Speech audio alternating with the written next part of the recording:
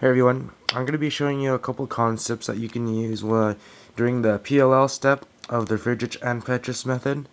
And I'm not going to be focusing on the actual execution of the algorithms, but rather what you do before and after the algorithms. And so basically what I've been seeing a lot is when people see that they have a J-perm, or any algorithm, they will first align it as many pieces as they can, and then do the algorithm. That can be very slow, and rather what you should be doing is, if you recognize that it's a J-perm, just align it such that the algorithm will work, do the algorithm, and then adjust the U layer after instead of before. But for some algorithms, it's better to align it before you do the algorithm, just because of the nature of the algorithm. But not necessarily aligned with as many pieces as you can. For example, the F permutation, this is how it's normally aligned.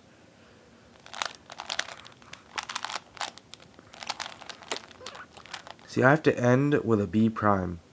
That is a very inconvenient move for me to do, and it often results for me in a lot of plus twos.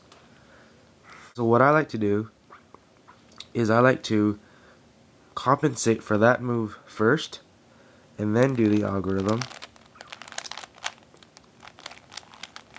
and then I can just completely forget about that last move.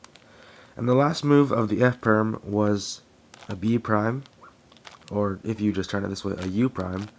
So what I did to compensate for it was a lowercase d prime. So if your last move was a U, you'd have to compensate by doing a lowercase d. Another example of this is the J perm.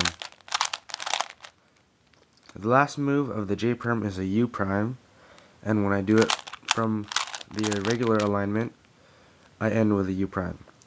So I could do a D prime first, or just align it like that from the beginning, so the alignment would look like this. And I could just do the algorithm and completely skip the last move. And even though that U prime is not too bad to do, it's not nothing.